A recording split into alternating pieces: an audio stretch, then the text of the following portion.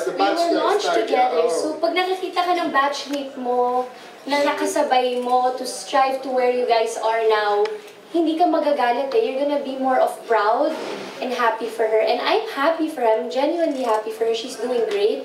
Forevermore's doing great. There's nothing bad to say about that.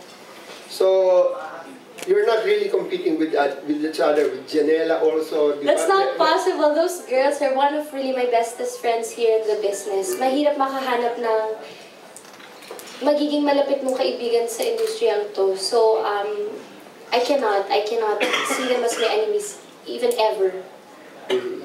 So, you're doing a movie, di ba? Yes. Oh, We just finished last shooting yesterday. Natapos na. Late kanina. So,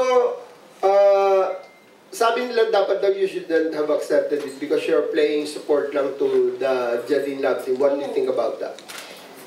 There's nothing wrong with being a support role. I think what's important is kung gaano mo kagaling gagampanan yung character na binigay sa'yo, yung role na binigay sa'yo, yung impact na may iwan sa audience once they leave that cinema. And this is actually an introducing, no? This is my first film, eh. Yeah. So, first Film as a grown-up because you have done films before ng bata ka. Never. This is actually my Ganun first ba? movie, yes. I see. So, I don't see any, at least walang pressure sa first movie ko. So, yeah. So, what's your role? My role, if you've read the book, maintindihan niyo, but it's a story within a story. So, sa story na ginagawa ni Nadine, her character, Becca, no? Kami ni Inigo yung gagampanan namin yung character sa story niya. Oh. Yeah. So, Story within a story. So, hindi kayo magkakaibigan ni na... No, walang encounter. Wala, never ka mag-encounter with the love. So, yung story na hopeless romantic, kayo yung gumagana doon. Pag din-dramatize, you're the ones who appear. No. Kunyari, heartbroken ako, gagawa ko ng story, character Julia, Inigo, ako yung role ko yung nasa story, kami ni Inigo yung nasa story, na heartbroken kasi si Nadine, kaya siya nag-story. So, matatapos din yung story niyo ni Inigo, other than the story of Jadine? Abangan, daw, from Star Cinema. Hindi daw pwedeng magsabi ng, madami na ata ako nasabi.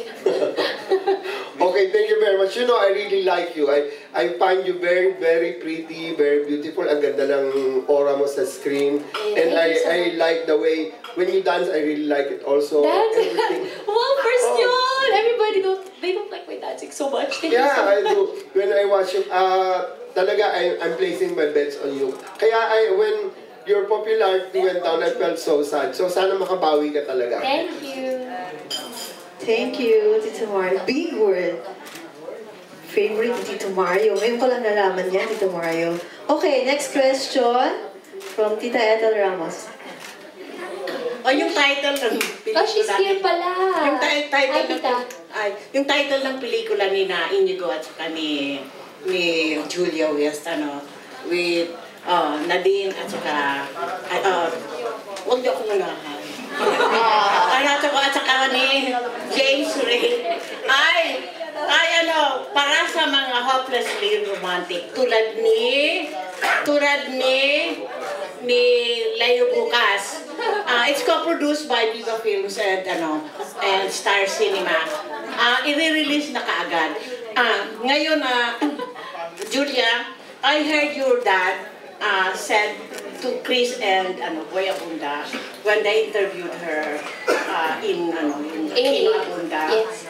Sabi niya, kung talagang gusto mo raw magpalit ng apelyido, all you have to do is tell him, and he will only ask you one question. Will you be happy if I agree? And if you tell him, yes, I'll be happy, wala ka daw, walang dalawang salita. That he will say yes? Yes, on TV. Yeah, but he's also a father. I don't believe that if I do that, he'll be happy. I mean, clearly he wasn't happy. So, as a daughter too, not for anything, why would I do anything that will make my father unhappy, diba? That's Ako, why ay- I'm ako- taking it into consideration. Kung ako rin sa'yo, I will not agree. Opo, yes. Ngayon, ang tanong ko, sinasabi natin experience, having a debut party. Ngayon, ang gusto ko itanong sa'yo, anong mga wishes mo for your 18th birthday? Hindi natin na rin. Ang daming wish. Ulitin ni Julia ang kanyang mga wishes. I just... 3 wishes lang daw, okay lang. Peace between everybody. Okay. Successful career. And sana after I graduate high school, makaka-graduate rin ako ng college soon. Yes. Yes, I'm graduating March 22 this Another month. celebration for Julia. Anong course? Ah, High school pa lang.